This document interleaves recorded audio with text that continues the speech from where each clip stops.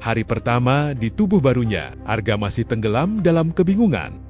Dunia modern telah hilang, berganti istana dengan aturan ketat, dayang-dayang yang selalu mengawasi, dan saudara tiri yang menunggu kejatuhannya. Namun, bukannya bersikap seperti pangeran, Arga justru terlihat seperti penghuni kos-kosan yang tersesat di abad ke-7. Mari kita lihat bagaimana Arga menghadapi orang-orang istana dengan tingkah kocaknya sebagai pemuda dari masa depan. Hari itu, aku baru saja pulang dari keliling desa kerajaan Sriwijaya. Capek, jangan ditanya. Jalan kaki, naik perahu, disambut rakyat. Senyum harus terus nempel. Padahal, pinggang rasanya kayak habis pindahan kos 3 lantai. Begitu masuk istana, aku langsung dilepasin baju pendekarku. Iya, baju habis bepergian. Lengkap, berat, panas, dan jujur aja, gatel. Dayang-dayang mendekat, tangannya cekatan. Aku cuma berdiri pasrah sambil mikir. Ini lebih ribet dari lepas jaket motor pas kehujanan. Ini yang paling aku suka. Dimandiin para dayang yang cantik jelita. Membuatku betah saja. Terutama Dayang Sri. Mandi di abad ke-7. Pakai kolam batu. Airnya dingin banget. Begitu selesai, aku dipakaikan busana kebesaran. Lapisan demi lapisan.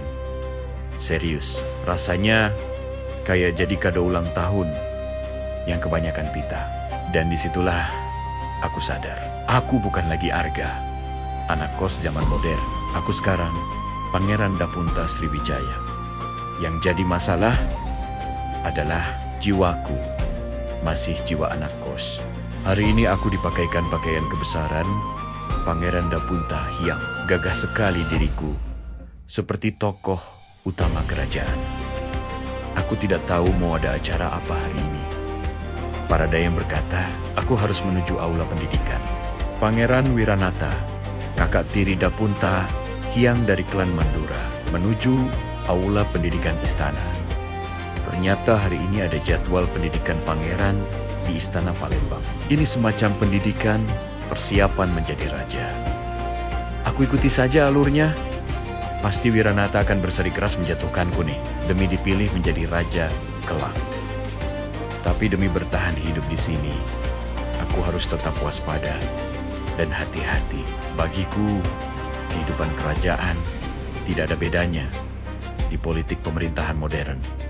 Wiranata langsung menyambutku dengan gaya sombongnya. Dia tidak tahu di hadapannya sekarang ini bukan Dapunta Hyang, tapi diriku, Arga, si karyawan logistik. Kami berdua tiba di aula tempat pendidikan bagi pangeran, Istana Palembang. Hari itu, aku duduk di aula kecil istana. Papan lontar, gulungan naskah, bau kayu tua. Di seberangku, Wiranata. Senyumnya tipis. Tatapannya seperti sinis. Dan berkata, ayo, bikin malu lagi. Guru paku istana membuka pelajaran. Pangeran, sebutkan hukum dagang antara pelabuhan dan kerajaan. Aku menelan ludah. Di kepalaku, isinya cuma ekonomi modern, hukum dagang. Gumamku, kayak pajak ekspor impor gitu. Guru paku istana merasa aneh. Ekspor, impor, aku panik. Maksud hamba, keluar masuk barang. Tapi, sistemnya efisien. Sunyi. Wiranata nutup mulut. Bahunya naik turun nahan tawa. Guru menghela napas panjang. Kayaknya di pikirannya aku sudah dicap pangeran. Aneh.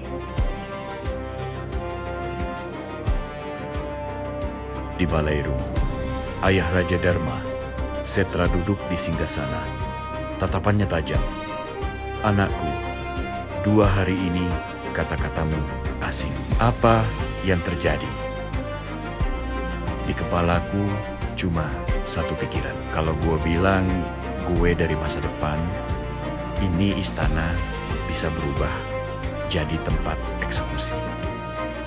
Aku menunduk. Hamba hanya ingin mencoba cara baru. Maaf bila terdengar aneh. Raja Darmasetra terdiam, lalu tersenyum sabar. Mungkin keanehan adalah tanda bahwa engkau berbeda. Aku menghela napas lega. 1 poin buat bertahan hidup. Aku tahu, aku bahan tertawaan. Di halaman belakang, Wiranata bicara dengan Arya Balaputra. Aku bisa merasakan niat busuk mereka meski dari jauh. Biarkan dia terlihat tolol, kata Arya. Rakyat akan memilih siapa yang pantas. Aku mengepalkan tangan. Oke, berarti gue harus pura-pura tolol, tapi pelan-pelan berbahaya. Mungkin karena Wiranata merasa anak pertama dan dapat dari dukungan klan Mandura yang terkenal kuat di medan pertempuran. Diriku diremehkan. Apalagi dukungan Arya Balaputra dari klan Salaka yang terkenal kuat, menghasilkan timah dan pandai dalam perdagangan India, China, dan Arab. Arya Balaputra juga selalu memanjakan Wiranata dengan pelayanan dayang. Mereka suka foya-foya dan senang-senang. Aku tidak bisa membayangkan bagaimana Sriwijaya kalau dipimpin oleh mereka. Mereka berdua tiap ada waktu luang cuma bersenang-senang dengan dayang. Ya, walaupun aku begitu, aku kan aslinya Arga, bukan pangeran. Malam itu, aku duduk di tepi Sungai Musi. Bulan dengan indahnya memantul di air. Semerbak angin sejuk. Aku lempar batu kecil, pluk, pluk. Oke, gumamku. Gue jatuh, salah ngomong, diketawain. Tapi, gue masih punya satu senjata. Aku menatap air. Ilmu masa depan. Aku bukan pangeran terkuat. Tapi aku tahu hal-hal yang belum mereka bayangkan. Langkah kaki terdengar. Putri Chandrika muncul. Anggun, pangeran, katanya lembut. Meski kau terlihat aneh, malam ini matamu seperti melihat masa depan. Mukaku panas. Iya, hamba ini versi 2.0. Dia nggak paham, tapi tersenyum. Dan untuk pertama kalinya, aku merasa mungkin, cuma mungkin, aku nggak sendirian. Malam ini aku sungguh terhibur. Dayang Sri datang membawakan kami cemilan. Hubungan kami bertiga jadi semakin akrab. Putri Chandrika juga cerita. Sebenarnya, dia tahu kalau aku menyamar dan bertemu dia di pasar buah. Ini akan menjadi kisah menarik. Kelihatannya, Putri Chandrika menyukai Pangeran Dapun Tahiang. Aku harus pura-pura juga menyukainya. Ini tidak akan mudah, Wiranata kalau tahu hal ini. Dia akan semakin menjatuhkan Dapun Tahiang, yang tidak lain adalah diriku, Arga, dari masa depan.